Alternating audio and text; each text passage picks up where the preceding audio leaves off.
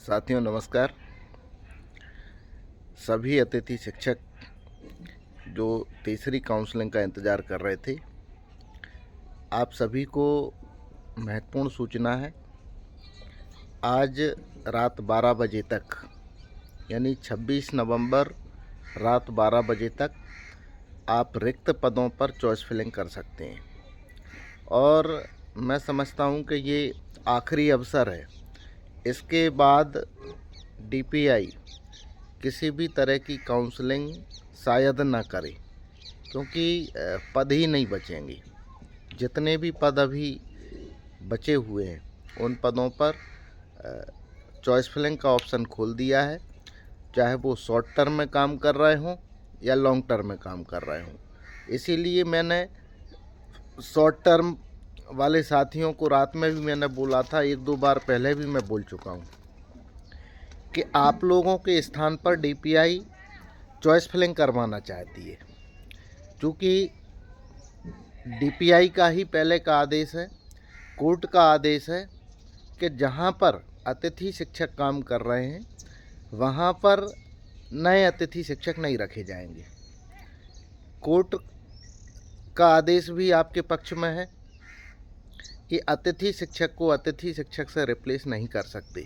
पहले ऐसा कहीं भी नहीं लिखा था कि शॉर्ट टर्म और लॉन्ग टर्म के पदों पर अतिथि शिक्षक यथावत होंगे कि नहीं होंगे।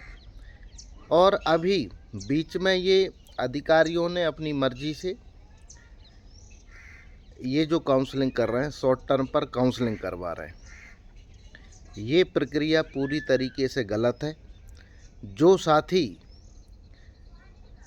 पहले से काम कर रहे थे, शॉर्ट टर्म में काम कर रहे थे, या आपका पद गलती से शॉर्ट टर्म में दिख रहा था और वो पद लॉन्ग टर्म का था, ऐसे पदों पर यदि चॉइस फिलिंग गवर्नमेंट करवा रही है, अधिकारी करवा रहा है, निश्चित रूप से आप सभी को इस पर आपत्ति लगाना चाहिए था। और अभी भी आप इस पर तुरंत, जो भी साथी आज डीपीआई भोपाल जाएं, इस पर आपत्ति लगाएं और अधिकारियों को कटघरे में खड़ा करें। आप निश्चित रूप से यथावत का केस जीतेंगे। मैं ये नहीं कहता कि कौन सा वकील आप करो, आपकी मर्जी पड़े वो वकील आप करो। आप सभी शॉर्ट टर्म वाले साथी मिलकर या तकनीकी कारण से जिनकी ज्वाइनिंग नहीं हुई है वो साथी मिलकर इस पर कोर्ट केस करें।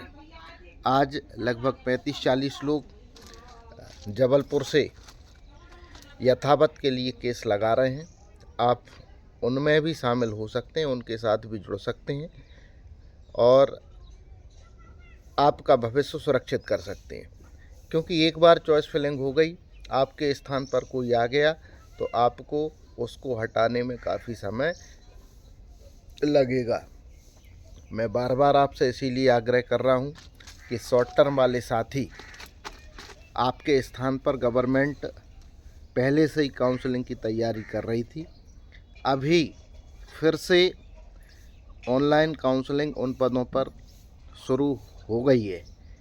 25 तारीख से 26 तारीख तक प्रक्रिया शुरू हो गई है और यदि अब काउंसलिंग हो गई, हो सकता है एक आध दिन और उसकी तारीख बढ़ा दें, 26 से 27 कर दें, लेकिन 27 से फिर आगे वो नहीं बढ़ाएंगे।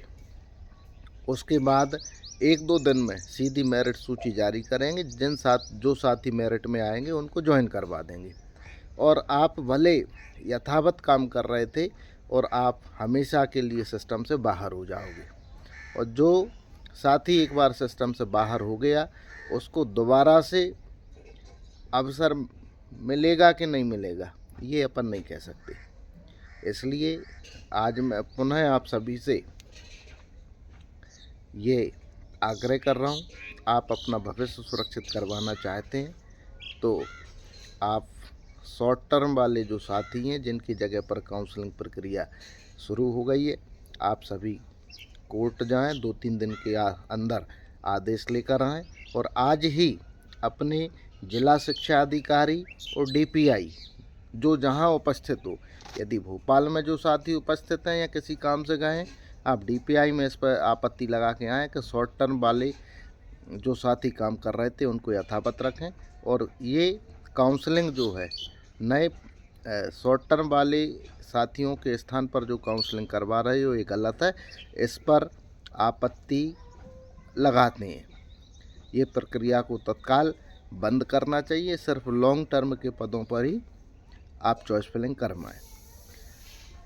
और जो तकनीकी कारण से जिनकी ज्वाइनिंग नहीं हो पाई थी, आप भी कोर्ट ही जाएं अब, क्योंकि 5-5, 6-6 बार आप लोग आवेदन दे चुके और आप लोगों का अभी तक डीपीआई की तरफ से तकनीकी समस्याओं का समाधान नहीं हुआ। इसलिए आपका भविष्य अधर में लटका हुआ है, अंधकार में बना हुआ है। अन्य तकनीकी कारण हमेशा डीपीआई बताती रहती है कि तकनीकी कारण से आपकी ज्वाइनिंग नहीं हुई। तीसरा, जो आप स्कोर कार्ड अपडेट करवाना चाहते हैं उनको भी आप सभी ये समझें कि तकनीकी कारण से स्कोर कार्ड को पूरी तरीके से अपडेशन को बंद कर दिया है। इसलिए आप सभी साथी, आपकी तरफ से भी आपने आवेदन दिए, हमने भी बोला है कि पोर्टल को खोलें, लेकिन डीपीआई पोर्टल खोलने के लिए तैयार नहीं है। ना तो योग्यता जुड़ रही, ना अपडेशन हो रहा, ना पात्रता जुड़ रही, ना अनुभव के अंक जुड़ रहे। ऐसे स्थिति में तीसरी काउंसलिंग होगी तो निश्चित रूप से पुराने साथियों का अहित होगा। हम प्रयास कर रहे हैं, आज आयुक्त मैडम से चर्चा करेंगे कि इसकी डेट 1-2 दिन आगे बढ़ाएं और आप लोगों के स्कोर कार्ड को पहले अपडेट करें। धन्यवाद।